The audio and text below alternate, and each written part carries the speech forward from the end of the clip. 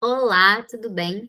Meu nome é Catarina de Oliveira, eu sou residente pedagógica da UERJ no projeto em parceria com a CAPES e a UERJ. Nosso orientador é o professor Dr. Jefferson Evaristo e a nossa preceptora no Colégio Pedro II é a professora doutora Lúcia Débora. E hoje eu vou apresentar um dos contos do livro do Anos de Chumbo, do Chico Buarque, que vai ser cobrado no exame de qualificação do vestibular da UERJ. Bom, vou iniciar aqui. O conto que eu vou tratar com vocês se chama O Sítio. E eu vou abordar primeiramente os aspectos textuais e temáticos. Antes, vou situar você, ouvinte, em relação à história desse conto. O enredo do conto é bem tranquilo de compreender. Um casal, eles acabam se encontrando em um bar, era um período de pandemia, então eles decidem passar este momento afastado em um sítio. Chegando ao sítio, eles encontram um caseiro e um cachorro que acompanha esse caseiro, que também faz parte da história de certa forma. Lá, esse homem, ele começa a manter contato com essa mulher que ele acha aventureira, envolvente, desapegada dos bens materiais. Ela é atriz, então ele vai se envolvendo aos poucos pela mania dela assim de se aventurar, de sempre tentar fazer coisas novas, umas trilhazinhas para encontrar ali uma cachoeira. Ela queria construir uma horta, então ela tem essa coisa com a natureza, ela traz esse lado que acaba envolvendo o nosso personagem e narrador. Então, a gente tem aqui um conto que é narrado em primeira pessoa, nós temos um narrador personagem que acaba se envolvendo emocionalmente com ela. O cenário é o sítio e aquela paixão começa a brotar em relação, né, da parte dele em relação à mulher. E aqui o que a gente pode avaliar? Nós temos o gênero textual conto. Esse gênero textual, ele é narrativo. O que caracteriza o tipo textual narrativo? É a presença de personagem, é o fato de nós termos ali um narrador, nesse caso, narrador personagem, que coloca as suas emoções, as suas impressões dentro do texto. Nós temos também um espaço em que a história acontece, esse espaço é o sítio. Nós temos uma passagem do tempo linear, e a gente consegue situar que se passa na contemporaneidade, justamente por conta desse trecho em que nós temos o indício, né, quando ele fala da peste, escapar da peste. Quando ele traz esse conceito para a gente, nós já conseguimos entender que se trata da pandemia. E outra observação, em alguns contos do livro, você consegue perceber esse momento da contemporaneidade por algumas deixas que nós podemos encontrar. Por exemplo, no Meu Tio, tem ali a questão da máscara. Agora, no Sítio, a gente encontra esse fragmento falando da peste. Então, são essas pequenas nuances que atentam o leitor para o momento em que aquele texto está sendo narrado, para o tempo cronológico daquela obra, daquele conto, beleza? E aqui uma coisa que é muito interessante é que nós temos a perspectiva do narrador personagem. Inclusive, em determinado momento do texto, ele fala que talvez ele reescreva o conto, isso já no final, talvez ele reescreva o conto em terceira pessoa. E por quê? Pensa comigo. Quando nós temos uma narrativa em primeira pessoa, o que indica que nós só temos acesso a um ponto de vista? E aqui eu vou daqui a pouquinho te mostrar algo muito importante que pode ser interessante para a sua prova. Mas antes, a gente vai ler alguns trechos do livro, do conto. Era grande a possibilidade de dar tudo errado, mas ela disse que eu não tinha nada a perder. Disse que nada nos ligava, nem filhos, nem propriedades, nem sentimentos, nem sequer amigos em comum. Se amanhã eu lhe servisse vodka com estrequinina, seria um crime perfeito. Nosso passado em comum datava de uma semana, olha, situando a gente no tempo. Desde a noite em que falamos de tudo num bar, as moscas na Lapa, olha, Lapa, então a gente já tem aqui uma ideia de Rio de Janeiro. E mais ou menos nos entendemos. Foi ela quem me fez subir à sua casa, onde, apesar de meio bêbados, também na cama nos entendemos mais ou menos. Então aqui a gente tem o início do conto, e ele fala como conheceu essa mulher. Isso aqui é importante para a gente, porque tem a situação espacial também, eu consigo definir, poxa, Lapa, Rio de Janeiro. E aqui a ideia de tempo em que os dois se conhecem, há quanto tempo eles se conhecem e o que fez com que eles decidissem ir para o sítio. Pensei que fôssemos ficar com o sítio por 4 ou 5 semanas, no máximo, pois tudo indicava que a peste, aqui ó, o que situa a gente para entender esse contexto pandêmico, estaria sob controle ainda naquele outono.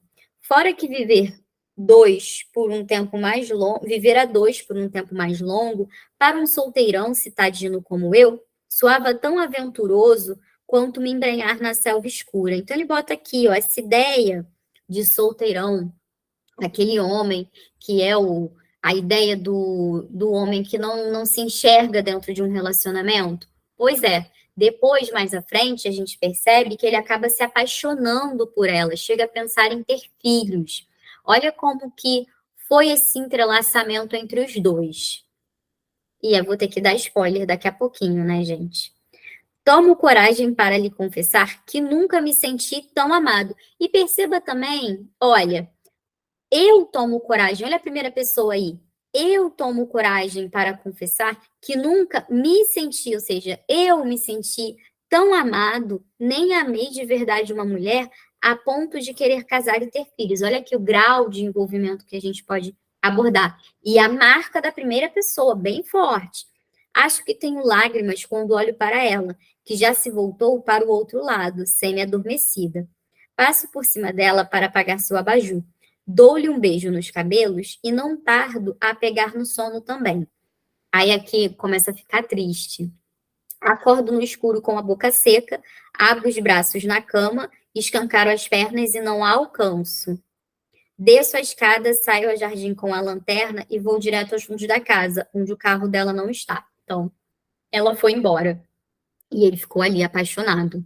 E assim, ela é atriz, ela tenta se comunicar, né? Vamos pensar que eles estão ali em uma situação de isolamento. E né? Um sítio afastado, período da pandemia. Eles estão nessa situação de isolamento. E quando ela tenta se comunicar com esse mundo exterior, ele vai fazendo de tudo para evitar que isso aconteça, porque ele quer mantê-la ali, ao lado dele, presa ele naquela situação do sítio. Ele começa a se acostumar com aquela vida no sítio, isso vai passando a fazer parte do que ele começa a sentir como algo favorável a ele. Ele tem ciúmes dela, ele ainda sente ciúmes dela em relação ao caseiro também. Existem algumas passagens que a gente pode perceber isso. O caseiro um pouco sem noção também, né? Um pouquinho sem noção, bem sem noção. Aí agora já é a passagem dele falando após essa partida dela. Saudades dela não tenho. A gente sabe que mentira, tem sim. Nem lembranças pungentes, nada. Quando a relembro, penso num tempo meio que girando em falso, meio que transcorrendo sempre no presente, meio que sendo um gerúndio. O que seria esse meio que sendo um gerúndio? Pensa comigo, gerúndio é uma forma nominal. Então, é aquela forma nominal, que o verbo termina em NDO, comendo, fazendo, dançando. Qual é a ideia que o gerúndio traz para a gente? De continuidade daquela ação. Então, ele pensa nela meio que sendo um gerúndio, por assim dizer. Algo ali que está continuando, algo que permanece. Melhor dizendo, penso nela como um episódio estanque, sem antes nem depois, já destacado de mim. Para mim, soaria inverossímil a nossa relação, se eu mesmo não a tivesse registrado neste conto, que talvez reescreva amanhã na terceira pessoa. Olha aqui essa marca, ó. Talvez reescreva amanhã na terceira pessoa. O que a gente pode pensar quando sai da primeira pessoa para a terceira pessoa? Nós perdemos ali a pessoalidade. A terceira pessoa, ela é impessoal. Então, nós teríamos aqui um narrador que não estaria vivenciando aqueles sentimentos, mas apenas provavelmente tendo acesso aos sentimentos do personagem e os expondo na leitura e os expondo na escrita do conto. Já o narrador personagem, ele coloca ali as suas perspectivas, então são apenas as perspectivas dele. Às vezes, um conto narrado em terceira pessoa também vai te dar acesso aos pensamentos dos outros personagens. Então, isso também é algo interessante a se dizer. Por quê? Agora vem o pulo do gato. Olha só. O pulo do gato está na lembrança que esse conto traz para gente em relação a Dom Casmurro, do Machado de Assis. Por quê? Aqui a gente também tem um personagem um pouco paranoico, assim como o Bentinho. Na obra Dom Casmurro, nós só temos acesso ao pensamento do Bentinho em relação a Capitu. Aqui nesse texto, nós também só temos acesso ao pensamento dele. Nós não temos acesso ao que ela pensou, o que ela estava achando, ao pensamento do caseiro, não, nada disso. Então, a gente pode observar também um personagem um pouco paranoico, só tem o ponto de vista dele, só tem as vivências dele. E o mesmo acontece quando nós pensamos em Dom Casmurro e o Bentinho, aquela paranoia dele, aquela ideia de a Capitu estava tendo um romance, um relacionamento escondido com o melhor amigo, então ele tinha aquela desconfiança. Aqui a gente tem esse sentimento de ciúme, né? Nessa obra O Sítio, a gente percebe esse pensamento de ciúme, e a primeira pessoa ela faz isso com a gente. Durante a leitura, você vai sentindo quem é aquele personagem, percebendo as neuroses daquele personagem. Algo que precisamos sempre ficar atento a essa leitura para perceber que não temos a perspectiva do outro, e é o que ocorre aqui no sítio. Tudo bem? Último fragmento aqui para nós lermos. Na horta, arranquei tubérculos da terra, pisoteei as flores, só não fiz maior estrago porque o cão deu a me estranhar. Daí vi um ponto de luz na edícula, onde topei com um sujeito de jaleco e máscara de enfermagem, o famoso primo do caseiro. Então, olha só, na horta, arranquei tubérculos, pisoteei as flores. O que ele está fazendo aqui? Ele está tentando repudiar aquele sentimento, porque a horta foi algo que ela fez, foi algo que ela criou, idealizou ali naquele momento do sítio. E destruir isso seria uma tentativa de destruir tudo aquilo que ele estava tentando não sentir. Bom, dito isso, são essas as perspectivas que eu acredito que são importantes para você. Pensar em todas essas informações que estão aqui, ó.